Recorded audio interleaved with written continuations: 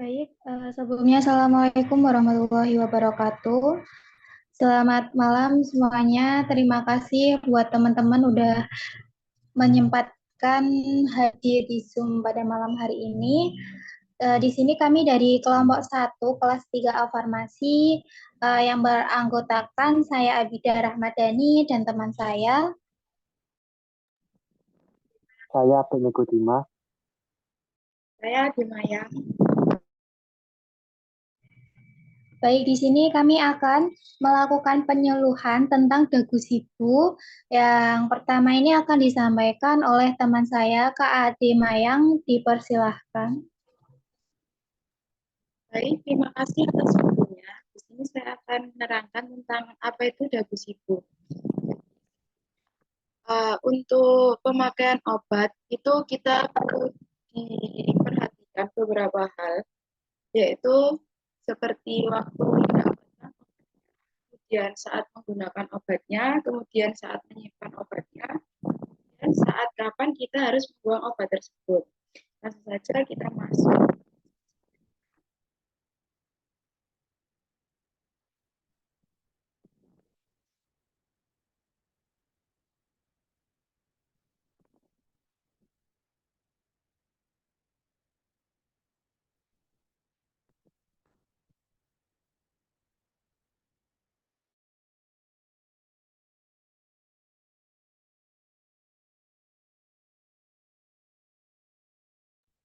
Selanjutnya yaitu yang perlu diperhatikan yang pertama dapatkan kita dapat membeli obat itu di beberapa tempat seperti instalasi farmasi seperti rumah sakit, puskesmas, kemudian klinik.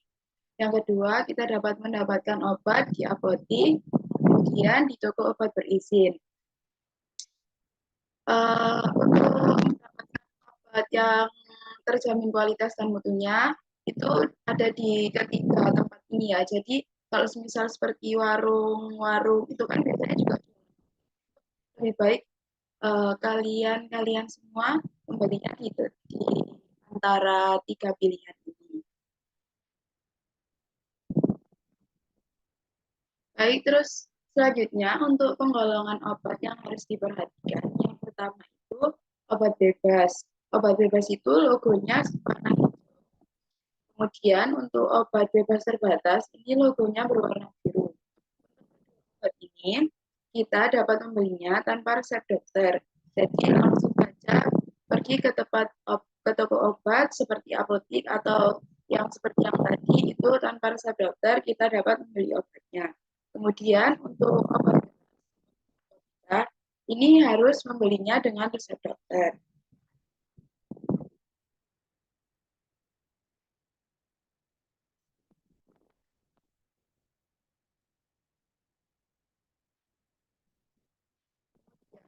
Untuk penggunaan atau gunakan ini tuh perlu diperhatikan tiga hal. Yang pertama itu sebelum digunakan, kemudian pada saat penggunaan sudah digunakan. Yang pertama sebelum digunakan itu pastikan yang akan digunakan sudah betul atau sesuai. Seperti kalau misalnya pusing, berarti menggunakannya obat pusing seperti itu. Kemudian pastikan obat masih baik itu dalam artian seperti bungkusnya masih baik, kemudian masih terlihat bagus, seperti itu. Kemudian dibaca dulu dan pastikan obat, kemudian pastikan apakah obat bisa langsung digunakan atau harus dilakukan sesuatu terlebih dahulu seperti digerus atau dikocok dan sebagainya. Kemudian pada saat digunakan resep maupun obat bebas itu memiliki cara kerja, kegunaan, dan efek samping yang berbeda-beda setiap orangnya. Oleh karena itu, disarankan perhatikan kembali dosis. Dosis itu seperti pada saat kalian misalnya ditulis 3 kali sehari, kemudian 1 kali sehari, kemudian untuk seperti saat malam hari atau pagi hari atau tiap 8 jam. Kemudian untuk cara pakainya setiap obat beda-beda, ada yang dioleskan, kalau untuk obat luar, kemudian kalau obat puyer perlu di itu, atau bisa cara pakai sesuai anjuran dokter atau pada petunjuk label kemasan. Kemudian selanjutnya, sesudah digunakan perlu diperhatikan timbulnya gejala khusus seperti mengantuk, gatal, beri lambung, pusing, dan sebagainya. Tetapi setiap orang itu beda-beda ya untuk gejala-gejala khusus ini. Mungkin untuk beberapa orang ada yang tidak mengalami, kemudian beberapa orang juga ada yang mengalami seperti itu. Baik, itu dari yang dapatkan sama gunakan akan dijelaskan oleh teman saya.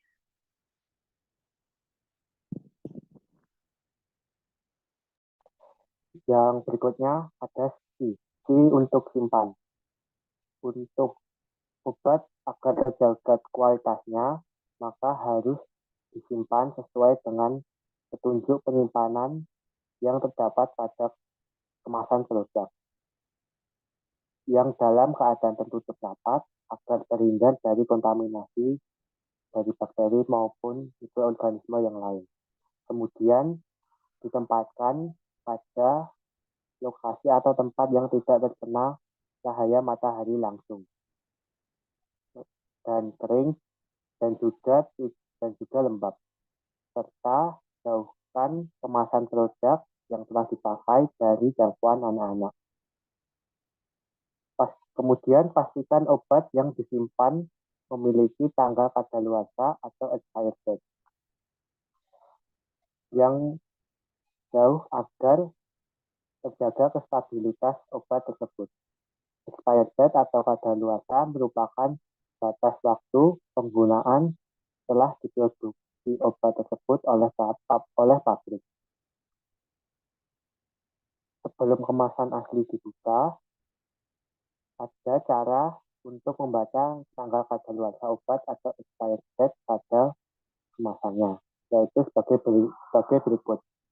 Yang pertama, untuk kadaluarsa pada bulan Januari 2023, maka obat tersebut masih aman dikonsumsi hingga tanggal 31 Januari 2023. Yang kedua, apabila tanggal kadaluarsa pada tanggal 15 Januari 2023, maka tanggal kadaluarsa mengikuti tanggal kadaluarsa yang tercantum pada kemasan, yaitu pada tanggal 15 Januari 2023. Next.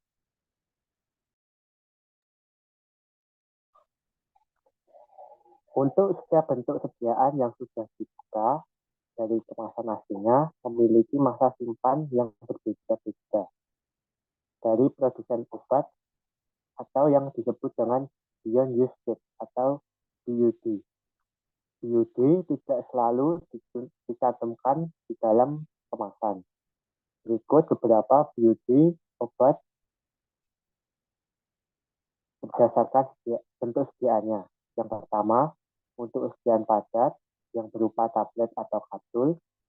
Untuk ED kurang dari 1 tahun, maka BUD maksimalnya sama dengan ED atau tanggal kadaluarsa produsen. Kemudian untuk ED lebih dari 1 tahun, maka BUD maksimalnya sama dengan 1 tahun. Kemudian untuk sediaan cair, yang pertama untuk sirup kering antibiotik yang telah dibuka adalah 7 hari. Kemudian untuk sirup, suspensi, atau emulsi lainnya, BUD-nya adalah 6 bulan. Yang kemudian untuk obat serbuk racikan. Untuk ED kurang dari 6 bulan, maka BUD maksimumnya adalah ED produsennya. Kemudian ED yang lebih dari 6 bulan, maka BUD maksimumnya 6 bulan. Lalu untuk sediaan topikal yang berupa krim, salep, gel, dan juga balsam, dalam bentuk tube, BUD maksimalnya adalah 6 bulan. Lalu dalam bentuk jar atau pos, BUD maksimalnya adalah 3 bulan. Lalu untuk kerjaan steril, yang pertama berupa tetes mata dalam bentuk botol dan juga tetes telinga, maka BUD maksimalnya adalah 28 hari. Yang kedua, untuk tetes mata yang dosisnya kecil atau rendah, maka BUD maksimalnya adalah 3 hari. Kemudian untuk insulin, BUD maksimalnya adalah 28 hari. Next.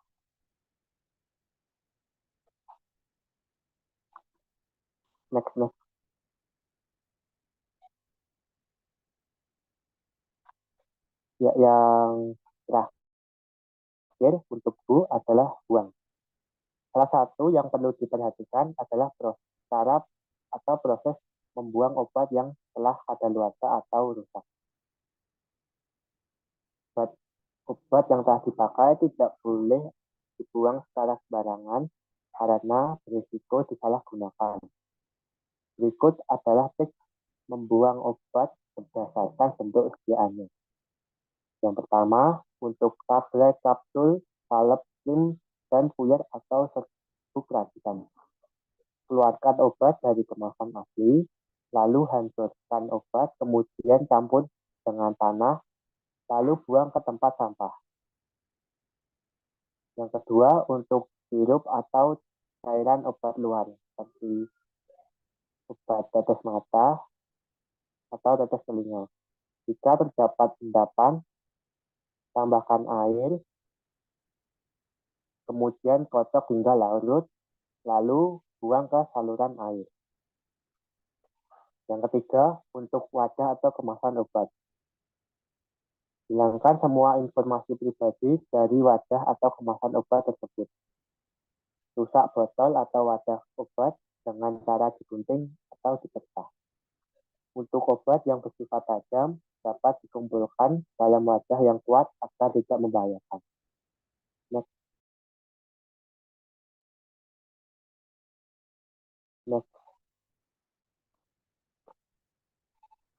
Ya, agar obat dapat memberikan manfaat dan keamanan yang baik bagi keluarga, maka ingatlah teguh ibu.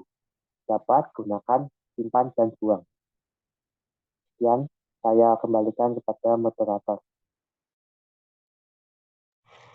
Baik, terima kasih telah menyampaikan materi. Jadi dapat disimpulkan bahwa kita itu harus perlu memerhatikan dagu siku, yaitu dapat gunakan simpan buang yang seperti materi yang telah disampaikan oleh teman-teman saya.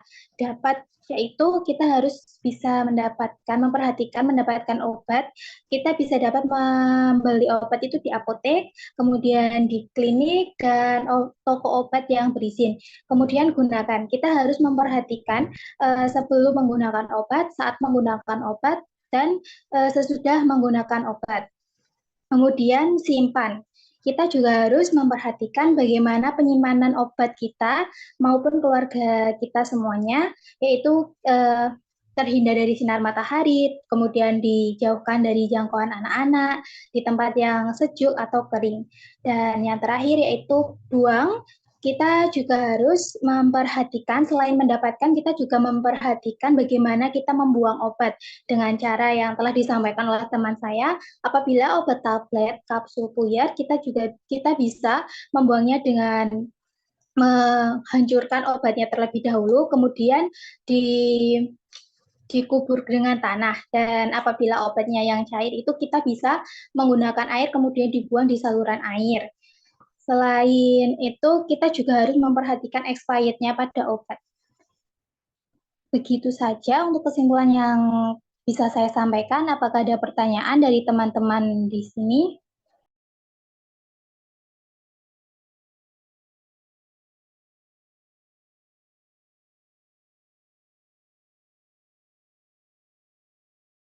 Apabila tidak ada yang ingin bertanya atau yang ingin disampaikan, maka kami akan akhiri untuk penyuluhan pada malam hari ini, karena kalau tidak diakhiri itu namanya hubungan. Terima kasih buat teman-teman semua sudah meluangkan waktu untuk mengikuti Zoom penyuluhan dagu siku dari kelompok kami. Mohon maaf apabila dalam penyampaian kurang jelas atau kurang sopan. Akhirul kalam. Wassalamualaikum warahmatullahi wabarakatuh.